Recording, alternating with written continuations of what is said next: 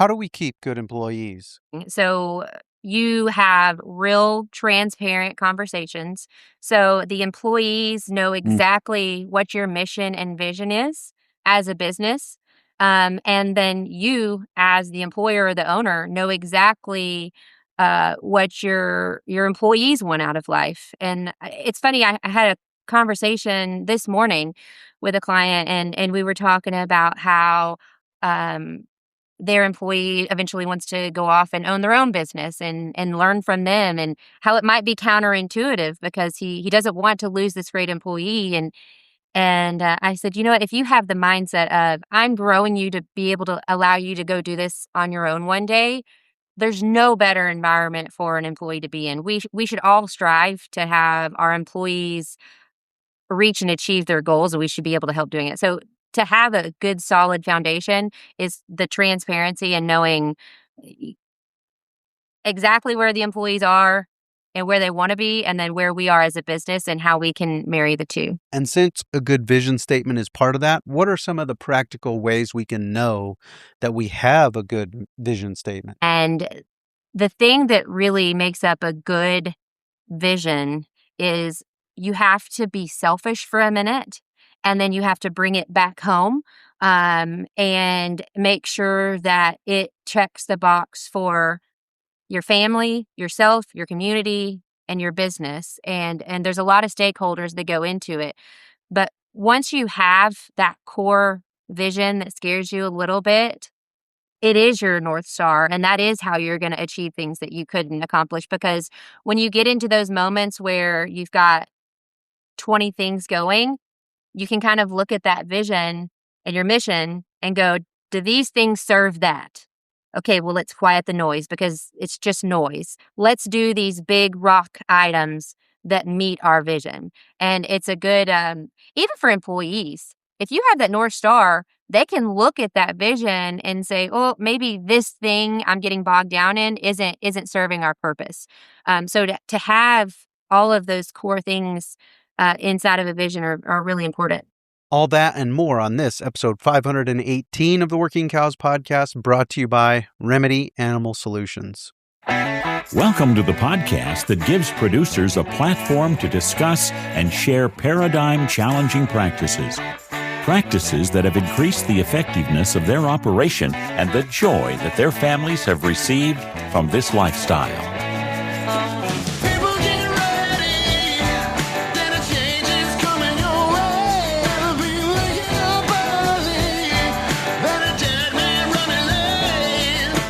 Howdy, everybody. It's Clay Connery, host of the Working Cows podcast. Very excited to be joined today by Emilie Hopson. Emilie is somebody who's been involved in ranching and agriculture for quite a while, but has been working in the corporate world in the HR sector and has made a transition out of that full-time into full-time consultation, along with continuing to work on the family ranch.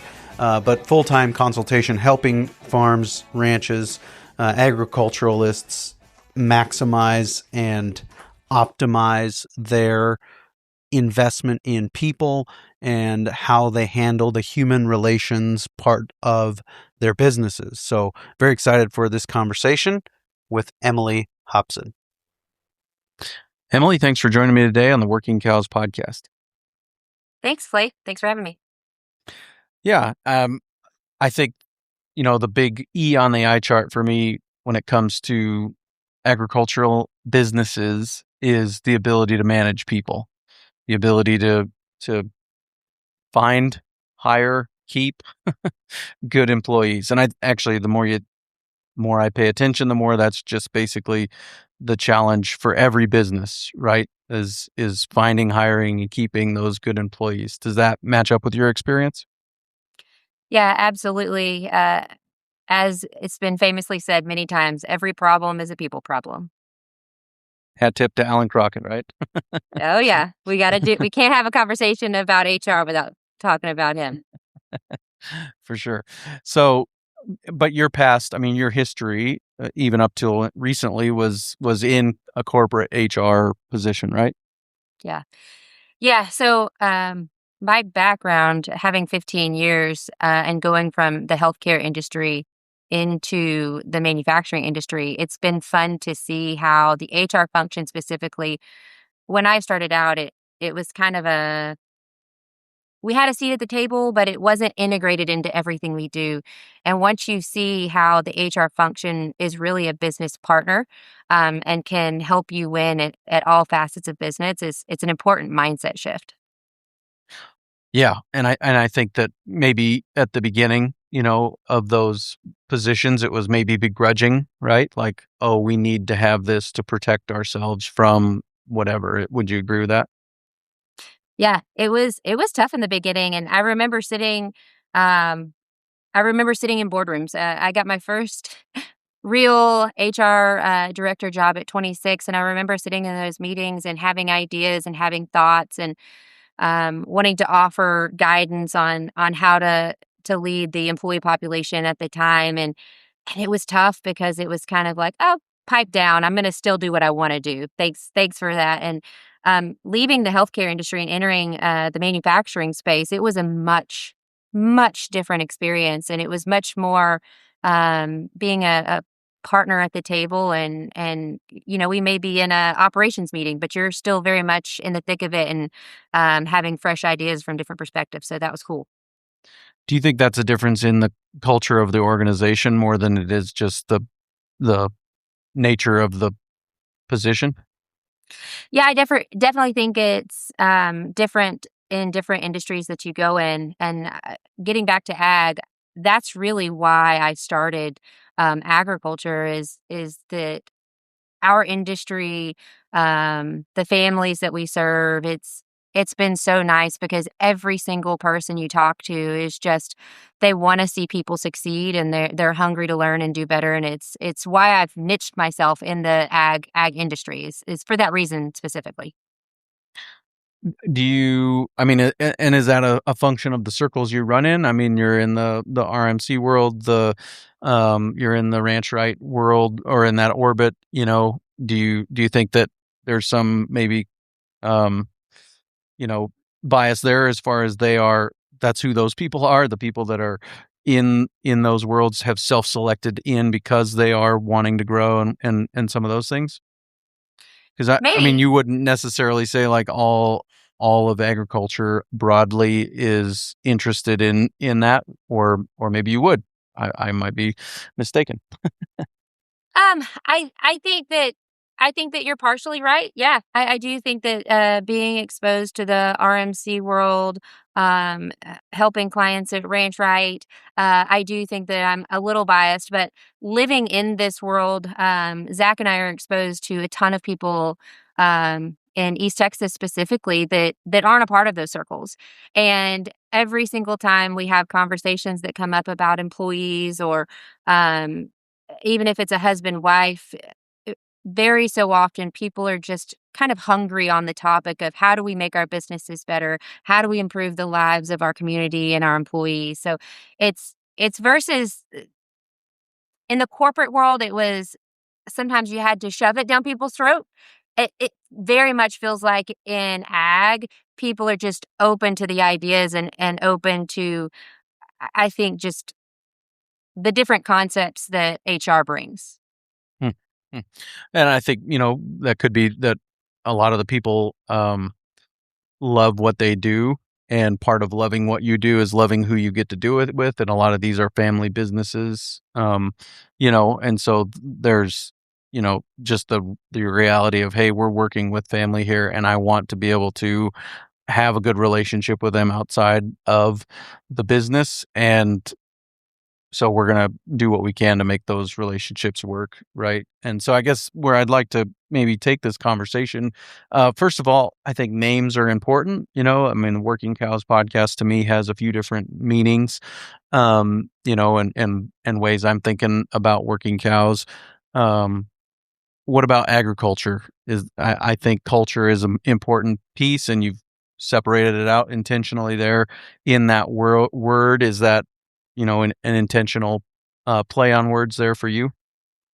Yeah, it is definitely an intentional play on words, and the idea was actually born in one of our EL board meetings, and um, just the love for it, and my board pushed me towards stretching myself. And Zach and I knew eventually, I'm trying to think, I think it was June of 2023, maybe, when we said, you know what, we're going to build something, and I'm going to leave the corporate world by 2028. And that was always my goal. And through building this business, I've been able to step away. I left my corporate job back in May, and it's crazy to see the advancement in 2 years, whereas I thought I would be there another 2 years, and be here now. But it's definitely a play on words. Um, Everything in your business is built around your culture. From the way you talk about your employees at the Mm. sale barn, the way your wife talks about your business at, wherever she's at, and social media, and the way your employees talk about your business, everything boils back down to your core values of your business. And the play on words is, I want to help people do that. And that's why I chose that. Yeah, that's good. Um, Talk to me a little bit about that. What do you want to hear? What do you want to hear coming out of your own mouth when you're talking about employees to someone other than them? Yeah. You know, Yeah. that would represent healthy culture to you. Um, Healthy culture to me is when everything is thriving. So you have real transparent conversations. So the employees know Mm. exactly what your mission and vision is as a business.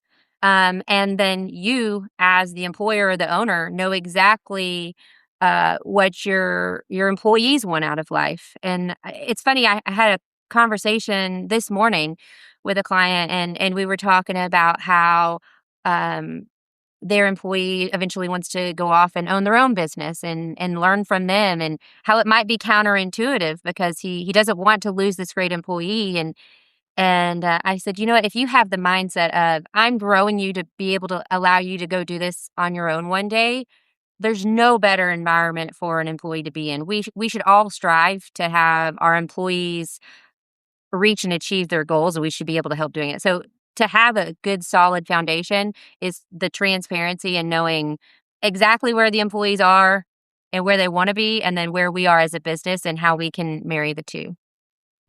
Yeah, that's really good because I think, even and I guess the temptation in that is to think, oh, if I train them up so that they'll be successful somewhere else, then I won't have them. I'll lose them. But that's kind of that zero sum thinking. Like if I'm winning, somebody else can't be winning too.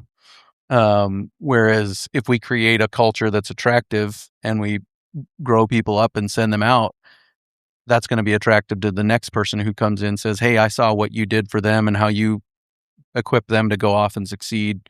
Now somebody else, now I want to be that person that you can help grow into that, right? I mean, that kind of Yeah. challenges our way of thinking about some of those things, I think.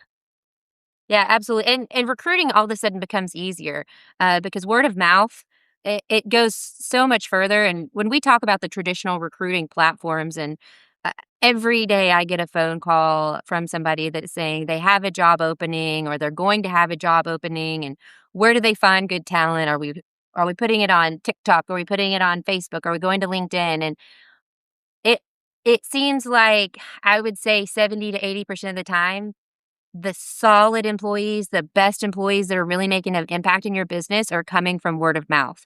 So another employee that works in your business and loves what you're doing has told them about it, or somebody you've done business with is telling this potential employee about your business. And again, if you're creating that culture, people are going to want to work for you and be a part of the awesome thing that you've got going on. Yeah. No, that's good. And I think that that's intimidating too, though, right? Because Yeah. then you have to have that good culture that people want to talk about well, that people want to say good things about, right? And so I guess we'll get to kind of what that is a little bit more, or how to go about developing that. But you also mentioned that, you know, a sign of good culture is how your wife talks about your business. What would be maybe different or what would differentiate that from how your employees are talking about your business or how you're talking about your employees? Let's take a quick break and hear a word from our sponsor today, Remedy Animal Solutions. Are you plagued with respiratory infections, pink eye, too many open cattle, lice, high vet and drug bills? Let Remedy Animal Solutions help you transition to a drug and vax-free system with their protocols. Prevention is way better than medicating. Let them show you how to be more effective, spend less, and do less work doctoring using their effective formulas sprayed on salt for prevention or intranasally for treatment, never needing a drug or needle. Consumer demand for clean meat is high. Remedy Animal Solutions can give you customized advice by calling them to get your concerns and challenges resolved. Their natural and organically qualified products have no holdback time or culls when treated. For listeners of the Working Cows podcast, you can get $200 off your complete first aid kit for quick treatment options on the spot. Consider listening to both of our previous episodes with Ellen Bench of Remedy Animal Solutions on the Working Cows podcast to get more information about how to integrate these options into your operation. Yeah, we in the ag industry tend to work 7 days a week. We don't turn it off. And while our employees may see one side of us, the spouse and the children see a completely different side of us. And so if you're not taking care of your home life, if you don't have a decent work-life balance, it's kind of all for naught.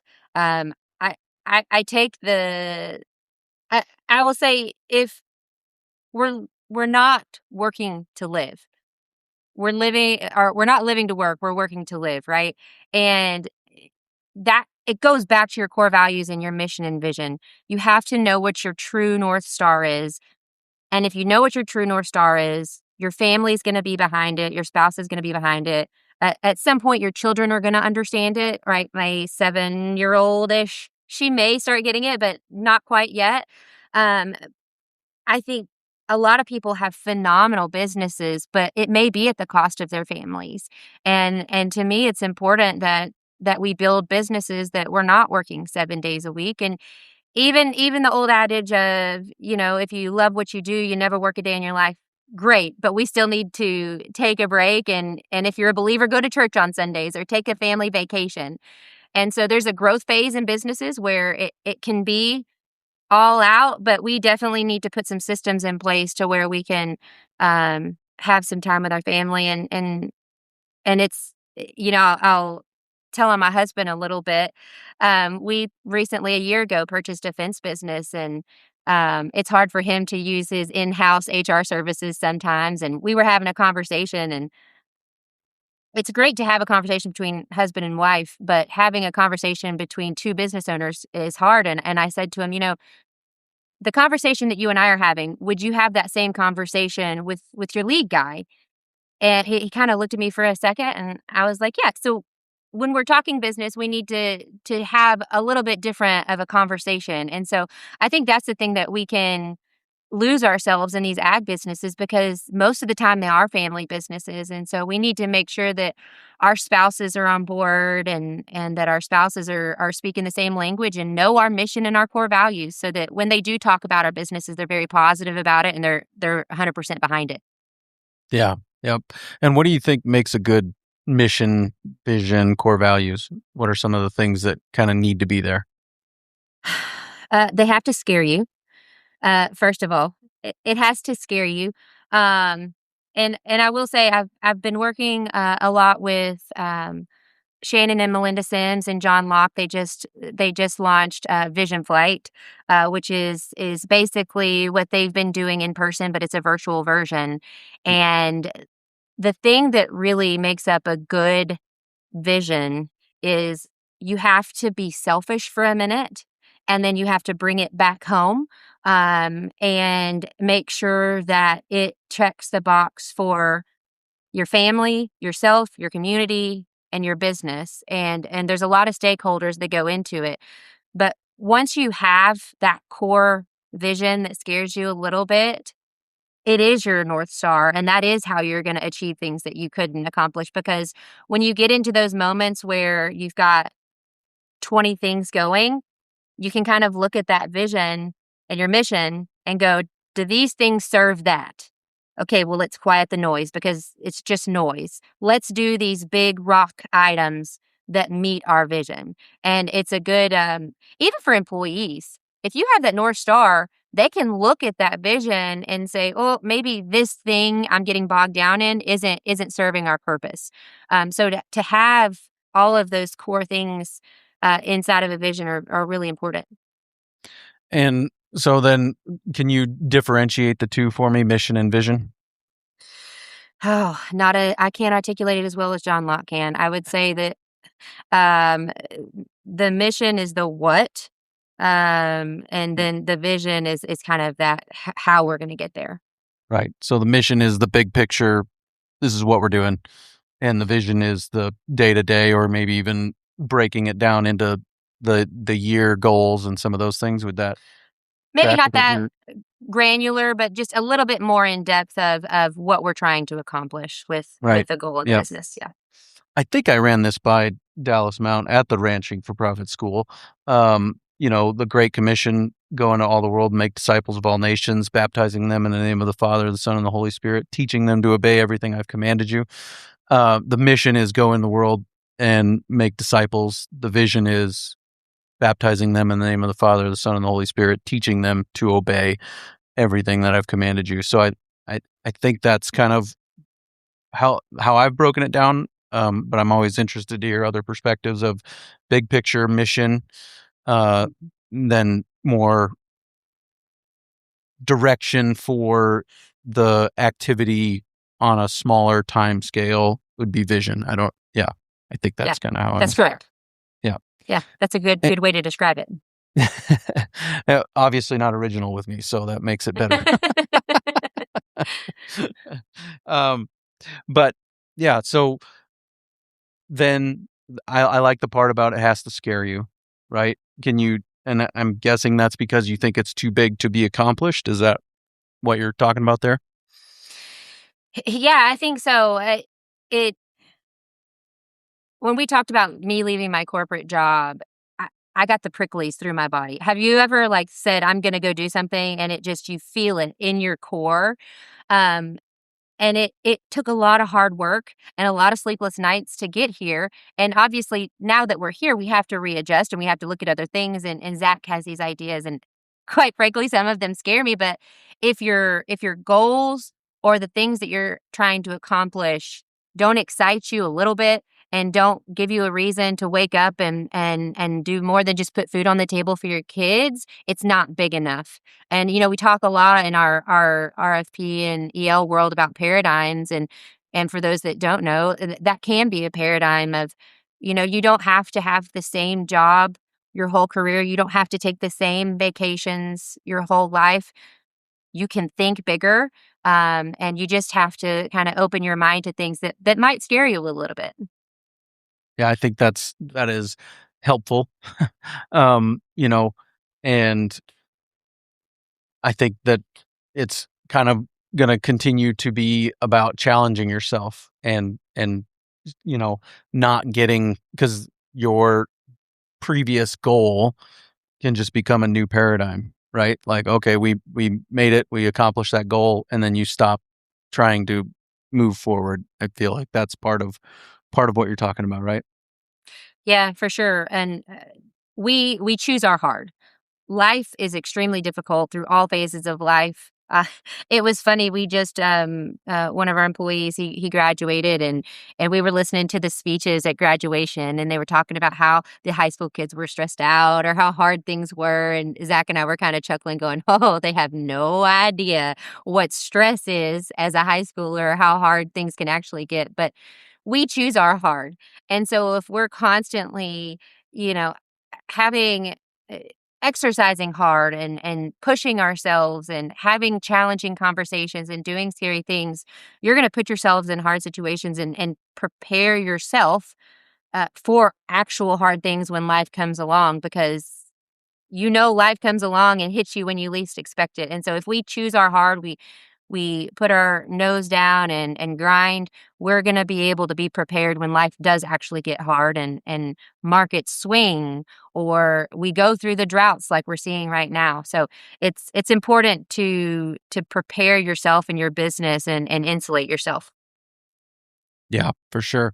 Um, what So we've talked a little bit about, the values, the core values, mission and vision and core values.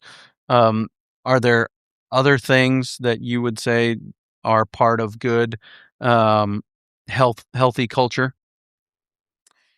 Um, yeah. So as far as the people in general in your business, I it's a tough topic, but I think way too often we keep people in our businesses that can be cancerous and we don't fire quick enough. I always tell people that we hire very, very slow and we fire very, very quickly. Now, being the HR professional that I am, there's always legal challenges involved, and every state has its own challenges and nuances that you have to follow. But in general, the best thing is to get people out of your business um, who are not serving the core values or mission and vision. And when we do the interviews and we're bringing people into our businesses, we need to make sure that I always say that interviewing is kind of like dating. Would you marry somebody that you only went on one date with? Not unless you're on a reality TV show. So we need to be very slow to hire, make sure that we're really getting to know somebody because anybody can put lipstick on for a first date, but it's once you've been through that relationship a little bit, we see what's going on. So having the right people in your business and knowing that I think you and I talked about earlier the discretionary effort, that they're the folks that are going to be problem solving, showing the discretionary effort. Um, a lot of times I'll talk to people and they think that their businesses can't survive losing this person. And so they kind of put up with a little bit of BS that they shouldn't for longer than they should. And once you rip the Band-Aid off and they let that person go, it's almost like a breath of fresh air. And a lot of times for that employee, it's a breath of fresh air for them too, because they're probably just as unhappy in your business as you are with them in your business. So having the right people is paramount. Yeah, I mean, the things that make them a bad fit are probably part of the reason why it's related to them not being bought in, right? Or they're negative, cancerous, as you said, to the culture because they don't fit, right? Yeah, um, that's right. let's take a quick break and hear a word from our sponsor today, Remedy Animal Solution. Recently, I spoke with Kathleen Sabatka, and I asked her to share her experience with how Remedy Animal Solutions has revolutionized the way that they handle livestock health on their ranch in Nebraska. I'm very positive about Remedy's Animal Solutions. We've been using them now for over 18 years, and I've had really good results. One year, we had our cattle all together in the winter, and in the spring, we separated them into 5 groups, took them to 5 different pastures. And we had been telling Ellen, a handful of things that we weren't happy about with them. It wasn't anything major, but it was problems we didn't like to have.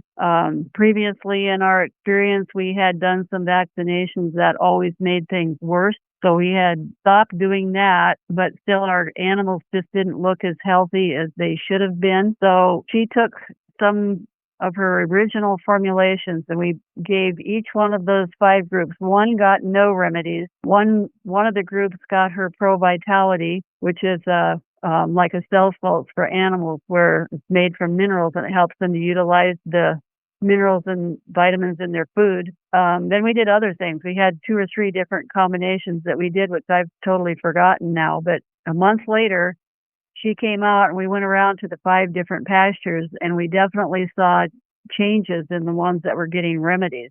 We also rent some of our ground and other herds will be brought in, and those herds have been vaccinated. Those cattle they'll have way more problems than our cattle do. So they're more, even if they're vaccinated for the pink eye, they'll get pink eye because that's what the vaccines do. They're actually giving them the disease. And we've been able to keep our cattle healthy by using the remedies, even though they're right next to these other cattle, which is amazing to me and a real positive thing. If you want more information, you can check out remedyanimalsolutions.com. Is there an analog in hiring to, like you said, you don't marry somebody after the first date unless you're on a reality TV show. Like, to me, I think of day work. Like, I'm going to hire this guy to come out and day work for me. And that's like a date. We're on a date here deciding if this works, right? Are there other ways to kind of figure out, is this person a good fit? Yeah, absolutely. In the corporate world I came from, we didn't check references anymore. That was kind of a dated practice. But I still think that in our industry specifically, checking references is still going to save you a lot of time. And yeah, 9 times out of 10, they're probably only going to give them to you if they're going to say something positive. But you can say, you don't just have to say, hey, give me 3 references. Once you've been through your first phone interview or whatever it is, and you're getting to know somebody, you can say, hey, I'd like to speak to your previous employer and see what they have to say about it.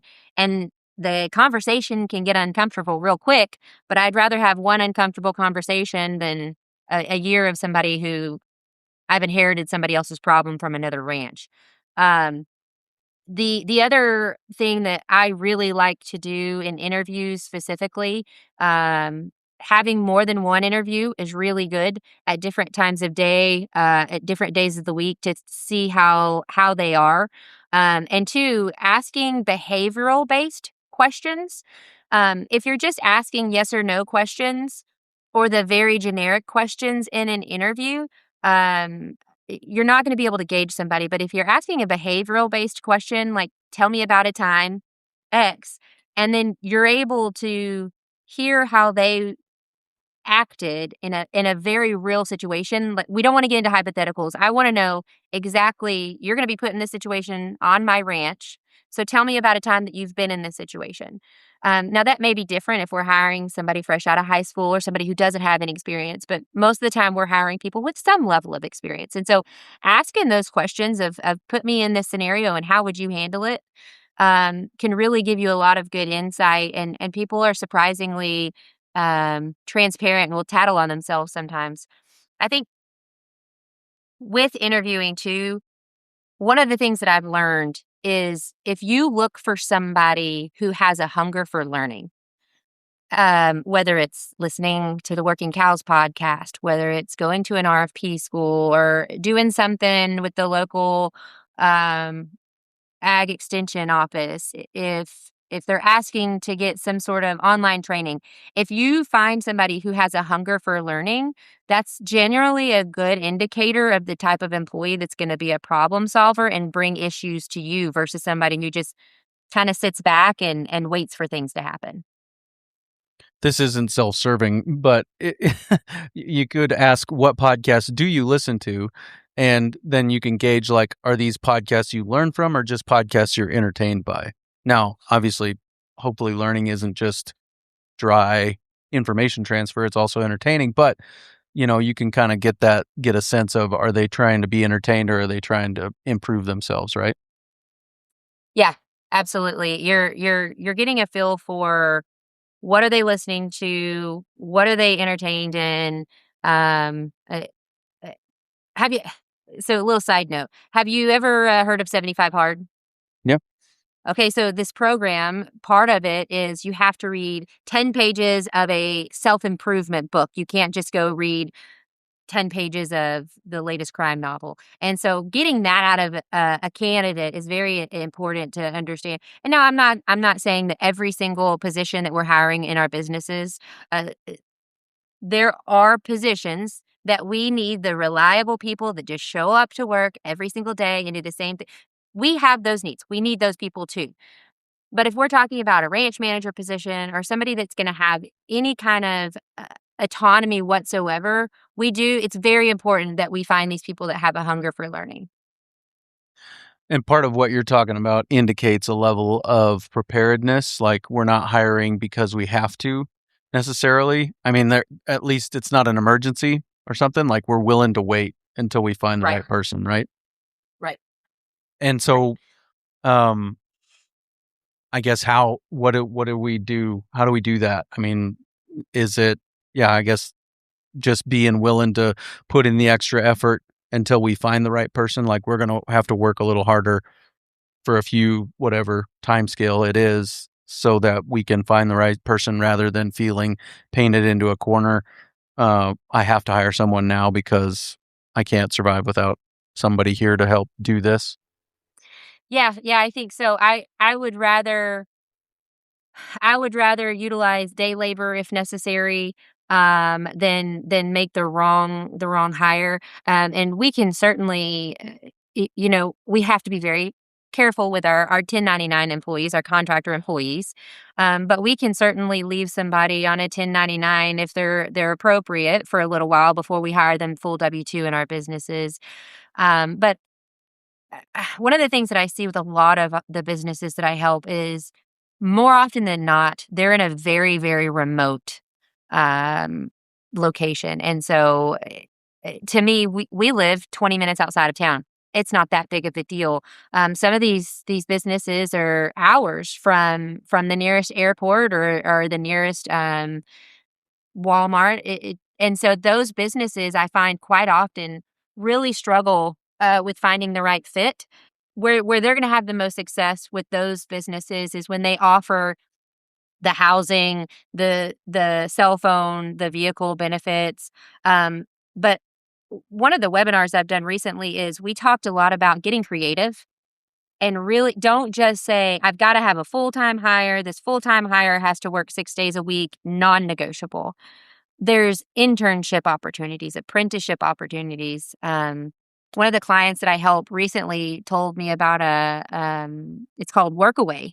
And so it's different from an H2A. Workaway is a business where you sign up and folks from other countries can come in for 9 months at a time and help understand your culture and what you're doing and provide labor on your farm or ranch. And so there's a number of different ways to get creative to find labor to fill these spots in your businesses. I think we need to not niche ourselves into one specific type, because then when we do, we're going to find the wrong help if we try to force it. Yeah. And talk to me a little bit about the firing quickly thing. I mean, is that more of it's more of an attitude issue than it is this person messed up. If they're willing to learn, if they're willing to improve, we can keep them around, right? Is that kind of what you're talking about? Yeah, for me, the firing quickly is when you violate a core value. It's when the way you're working no longer meets our core value, and the word attitude is kind of it gets a bad rep. But that's basically what it is. If they have a poor attitude and their behavior is negatively impacting the business, that's when we really need to quickly make a change. Have a transparent conversation. Like I think sometimes people can take it too literally. This whole time we need to be having very transparent conversations, but there are some people in life that just are not going to open up, and we have to accept that. But through those transparent conversations, if we're not seeing behavioral improvement and attitude improvement, and helping us reach the same goals, the longer you keep them around, the less it's going to serve your business, and it's actually going to bring the other employees down around you. That to me is the biggest detriment I see, is that especially if you have more than one employee, the rotten apple spoils a bunch, and it does it quickly. Would you say that there are business sizes? I mean, is there a point where you should start to look for an employee? I know the answer is always it depends, right? But are there sizes of certain sizes of businesses that it's like, okay, you're not ready for an employee yet, but if you get to this kind of threshold, then it's time to start looking? Yeah, the RFP world has a great metric when you look at that, and it's to me it's when you can afford it, because you are the limitation to scaling your business. Um, there's 24 hours in a day, and you're one human. And although as ranchers we tend to think we can do it all ourselves, if our goal as a business is to truly increase our land base, increase our number of head, um, get to multiple different businesses, we're not going to be able to do that until we add some help. And if anybody's in that spot where it's just them and they don't know when to add that first one, I would say start really small. Start with day work or start with a high school kid. See what you can afford, and then go from there. Because what I generally find with folks is that once you start getting employees to do a lot of the work that you've been doing and it frees you up to make these larger dollar decisions, it really compounds itself. But just getting back to your financials, one, you have to know your financials if you're in a good position and you can make sure you can cash flow and afford to pay that labor. But if you believe you can afford to pay the labor, you need to jump in quickly if you want to scale your business at all. And so, I mean, it sounds like one of the important things is to not hire people to work alongside you, right? It's you're hiring people to send them out to do what needs done so that you can take the time to work on the business, to borrow the term. Yeah. Yeah, that's correct. I think that a lot of times people have a misconception too when they hire somebody. They think, okay, I've got my new employee starting June 1st and life is going to be grand. And that's just not the case. And it gets way harder before you actually see that relief. I wouldn't expect to see relief within really the first 3 months if you're doing things right and you're showing people the ropes and you're onboarding them appropriately and you're showing them how to do things the right way, introducing them to the right people.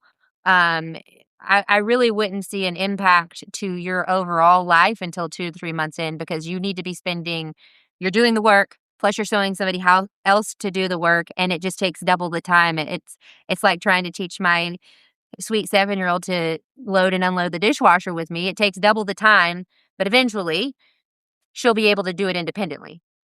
Yep. Yeah, I always compare, like, God invites us to participate in what he's doing, not because he needs our help, right?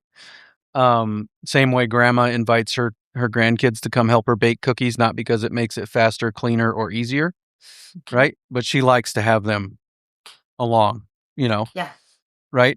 And actually, sometimes it means the mess is going to be bigger and it'll take longer to clean up, but she's got the grandkids in the kitchen. She likes to have them Yeah. along, Yeah. And it was all worth the experience. exactly. So, but you got to have that mindset going into it. This isn't going to make this faster, cleaner, and easier now, but in the future, 3 months, 6 months down the road, I can turn them loose and say, hey, this is what we have to do today. I'm going to spend some time with, by myself or with others working on the business. And they should know that up front, because I think sometimes they could get resentful too. Like, hey, I'm out here working while you're in the air conditioned office drawing pictures on the whiteboard. What the heck? Exactly. Exactly. That's So, right. can you talk a little bit about maybe other creative compensation strategies or reasonable compensation strategies for ranchers? Just how help us think about those things. How do we think about paying employees as ranchers? Yeah. The thing that we always say is pay them enough.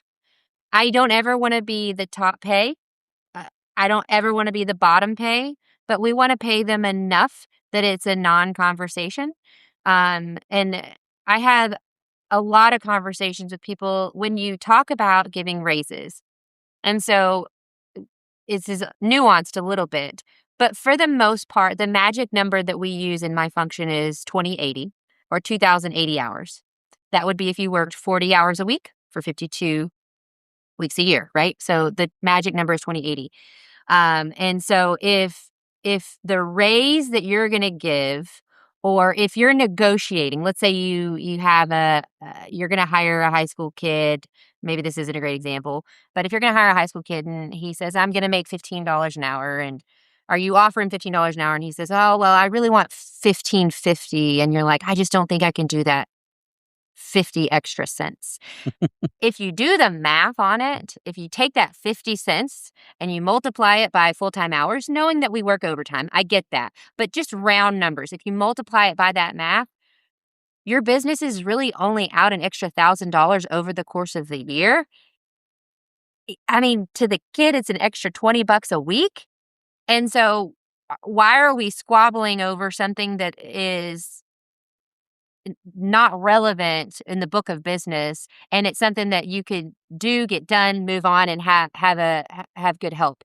So with compensation, I definitely look at it that way. When you're looking at doing raises, when you're looking at hiring, if we're talking about quarters, 50 cents, it should be a non-issue, because, and I'm not saying that you can't pay somebody $15.50 or whatever.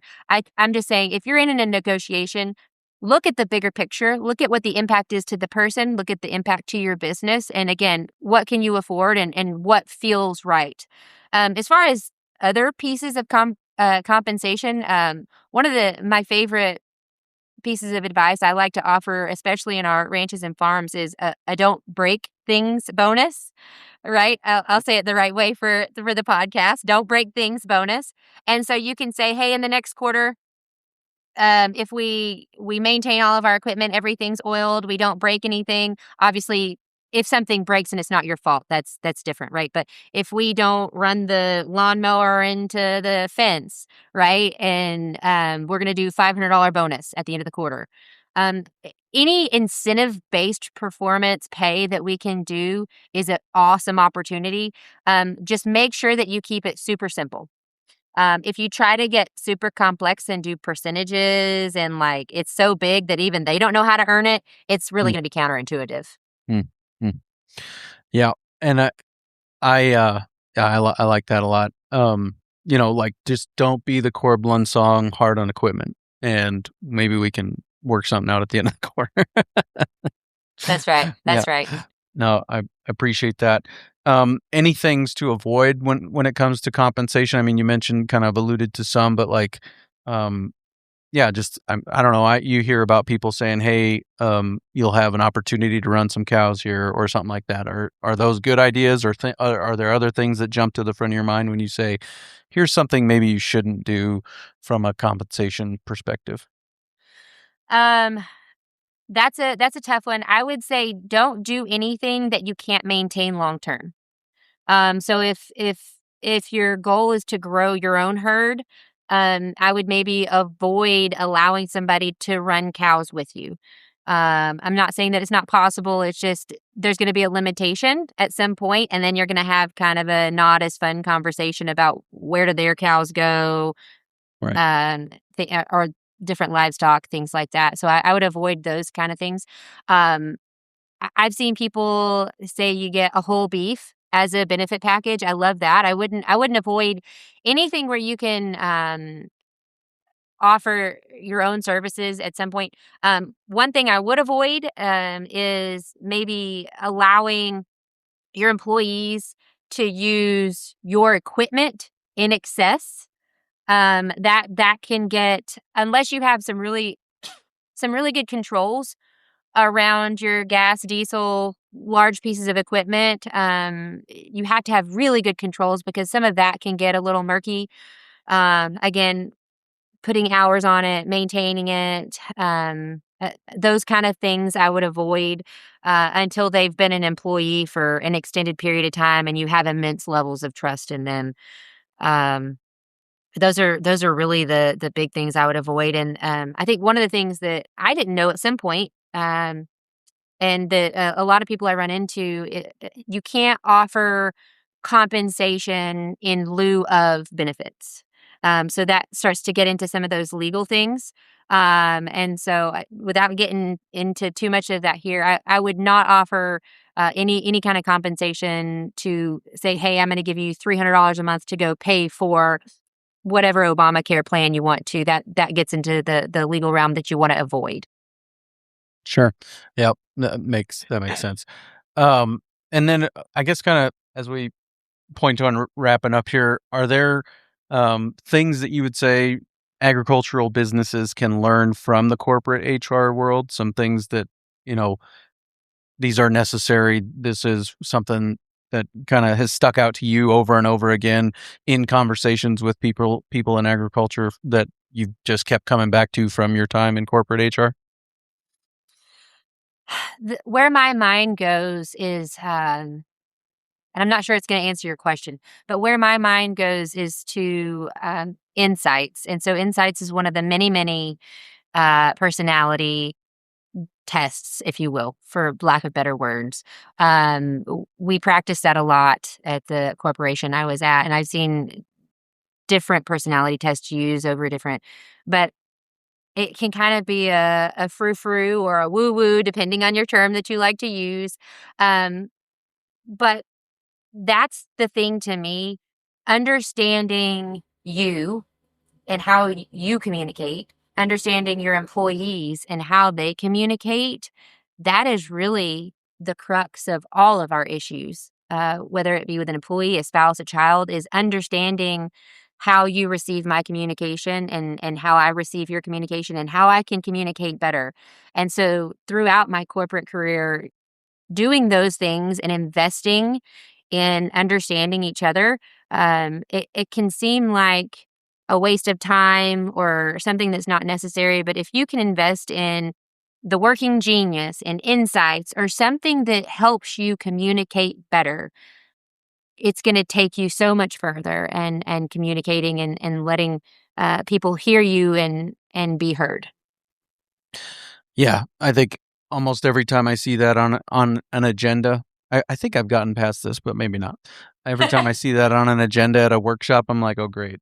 Roll my eyes, right? But then every time you get through it, you're like, I wish so-and-so would have been here with me so that we could better understand each other. And Clay, I nerd out on that kind of stuff. When I see that on an agenda, I'm like, yes, let's go. I'm getting there. I'm not sure I'm there yet, but I'm getting there. Give it some time. For sure. So what does it look like to work with you at agriculture? I think my superpower is somebody a long time ago said there's several types of people in the world. There are people who suck energy from the room, and we all know those people who you avoid conversations and they just suck the room dry. And then there's those people that come into a room and they give it energy and they leave you energized and just ready to tackle the world. Um, that I think is one of my superpowers is I always try to be the person in the room that's giving you energy. I may not be the positive person. I may have to tell you like it is, and I don't mind doing that and having some moxie, but I try to be the person at the end of the day that's giving you energy. And it just so happens to focus around people and people solutions and anything in your business that you need. And if you need some energy, clarity, just a general pick me up or a kick in the butt, that's what I'm here for. Good. And as far as like onboarding and kind of the services you're providing, what's that look like? Yeah. So I've got a website, ag-culture.net. And so I would ask people to go there and fill out a form if you're working with me. I work with John Haskell and the Ranch Right clients. And so if you're interested in that, using his financial services, I also help those. And then just independently reach out to me on my website. I will say a few years ago, I've gotten back into it to help with Vision Flight, but a few years ago, I very purposefully got off of social media, and so it's one of my core principles in my agriculture business is I don't advertise on any social media platform. It's very intentional. You're not going to find my business on Instagram or TikTok or anything like that because I care so much about what I'm doing and the people that I'm serving, that I'm trying to do this thing through word of mouth. And I want to make sure that if you hear about me or you come to work with me, that it's a very intentional thing. And that it's the right people, right? These people are fit for me to work with. It's not just casting a wide net, right? Absolutely. You've got to be one of the things on my website is agriculture's most wanted, and so one of my dreams is to be able to match make between ranches and then people looking for work. And I want people to know that if you're working with me, I've believed in you, I've poured my heart and soul into you, and I'll stand behind you. And so that's exactly why I stayed limited up to this point, because I want to work with the best, and I want to help the best get better. Very good. Emilie, thanks for your time today. Thanks, Clay. Very good stuff there with Emilie. Really appreciate her taking the time to share her perspective and experience, and how the corporate world has formed that, shaped that, helped her to bring those tools into agriculture and help people just optimize what they're doing from a human relations perspective on their ranch. Coming up next on the Working Cows podcast, I'm going to be talking to Corey Eft, and Corey is on a cross-country road trip, and one of the things that he hopes to do is to create a marketplace for grass genetics, a place where people can go and find genetics that function well on grass, and not just for commercial people, but for seed stock producers to go and say, hey, I have this bull or this cow or this family of cows that is proven on grass and functional. And if you want to sell seed stock, here is one of those herd sires or one of those foundation females that can be a part of your operation going forward. So look forward to sharing that with you, coming your way real soon on another episode of the Working Cows podcast. We invite you to visit workingcows.net to subscribe to the show via iTunes or Stitcher. You'll also find detailed show notes pages, resources from our guests, and the industry leaders who have influenced them. For more ideas on putting your cows to work for you in a more profitable way, tune in next week.